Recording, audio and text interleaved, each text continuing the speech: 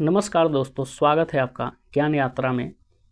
Class 12 history chapter 1 के part 3 में आज हम जानेंगे हड़प्पा सभ्यता के लोगों की जीवन शैली और उनके व्यवसाय, यानी वे क्या खाते थे, क्या पहनते थे और अपना जीवन कैसे जीते थे। तो चलिए हम लोग एक एक करके स्टार्ट करते हैं। सबसे पहले उनकी लाइफ स्टाइल को हम लोग समझेंगे, यानी आवास और रहन सहन। ठीक है, इसको हम लोग समझेंगे। तो हड़प्पा के लोग पक्की ईंटों से बने मकानों में रहते थे। घर 1-2 मंजिला होते थे, जिनमें आंगन, रसोई या और कभी कभी कुएं और स्नानागार भी होते थे किसी किसी घर में। इससे पता चलता है कि वे साफ सफाई और सुविधाओं को बहुत महत्व देते थे। ठीक है, यानी उनका जो रहन सहन था, यानी उनका आवाज़ जो था वो बहुत इम्पोर्टेंट था। यानी पक्के ईंटों से बने घरों में रहते थे, साफ़ सफाई को बहुत ही अच्छे से ध्यान में रखते थे। ठीक है, तो ये चीज़ था।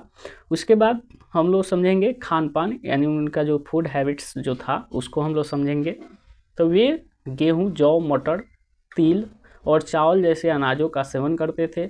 पशुपालन भी करते थे, जैसे गाय, भैंस, भेड़, बकरी और कभी कभी सूअर को भी पालते थे। कुछ परमार मछली और मांसाहार के भी मिलते हैं।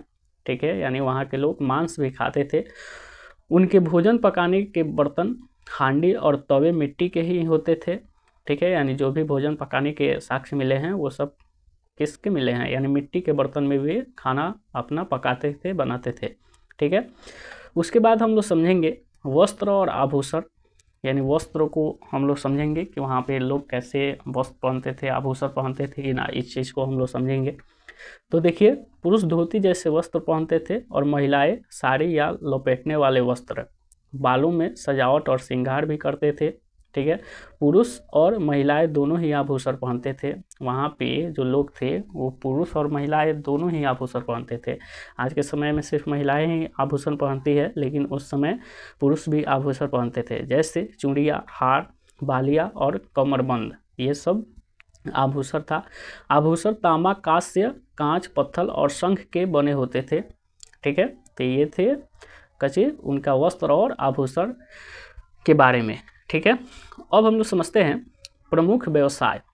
तो दोस्तों इसको समझिए, बहुत ही इम्पोर्टेंट है। उनके प्रमुख व्यवसाय जो था एग्रीकल्चर था, यानी कृषि। तो हड़प्पा वासी खेती करते थे। सिंचाई की प्रणाली अभी स्पष्ट नहीं हुई है, यानी अस्पष्ट है।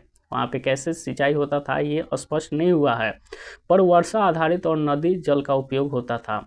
यानी कहने का मतलब है कि वर्षा चाहिए ही, ठीक है, और नदी जल का भी उपयोग वो लोग अपना करते थे। ठीक है, खेती करने के लिए। उसके बाद शिल्प और दस्तकारी। ठीक है, शिल्प और दस्तकारी को हम लोग समझेंगे कि वे मन के बनाना, मिट्टी और धातु के बर्तन बनाना, कपड़ा बुनना जैसे कार्य करते थे।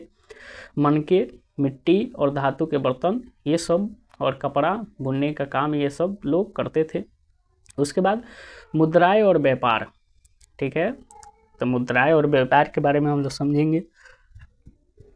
तो देखिए, मिट्टी और पत्थर की मोहरें बनाई जाती थी, जिन पर पशु चित्र और लिपि होती थी। यानी जो वहाँ पे मुहर होती थी वो मिट्टी और पत्थर के बनाई जाती थी। ठीक है, यानी कभी कभी मिट्टी का, पत्थर का, कभी कभी धातु का भी बनाया जाता था। और उस पे जो मुहर पे जो चित्र बना होता था, जो चीज़ होता था वो चित्र, यानी पशु का चित्र होता था, या थोड़ा बहुत लिपि का प्रयोग करते थे। ठीक है, उसके बाद हम लोग समझते हैं व्यापार। तो व्यापार को समझेंगे तो स्थानीय और विदेशी व्यापार को समझेंगे। तो मेसोपोटामिया के साथ व्यापार के प्रमाण मिले हैं। मेसोपोटामिया उस समय का समकालीन, यानी हड़प्पा सभ्यता के समकालीन ही था। ठीक है, तो वहाँ से इसका मिला है, प्रमाण मिला है। ठीक है, व्यापार का। वे नावों और बैलगाड़ियों से व्यापार करते थे, यानी जो नदियों, समुद्र के माध्यम से नाव से व्यापार करते थे और स्थल मार्ग से बैलगाड़ियों से व्यापार करते थे। ठीक है, अब इसका लास्ट पॉइंट हम लोग समझेंगे मनोरंजन और खेल। ठीक है, मनोरंजन और खेल को हम लोग समझेंगे। तो देखिए, खिलौने जो थे, पासा, मिट्टी की गाड़ियाँ और जानवरों की मूर्तियाँ बच्चों के लिए होता था। यानी खिलौनों की बात किया जाए तो पासा, मिट्टी की गाड़ियाँ और जानवरों की मूर्तियाँ जो थी बच्चों के लिए था। नाचने वाली लड़की, यानी डांसिंग गर्ल, कि कांस्य मूर्ति कला का अद्भुत उदाहरण देखने को यहाँ पे मिलता है। ठीक है, यानी कहने का मतलब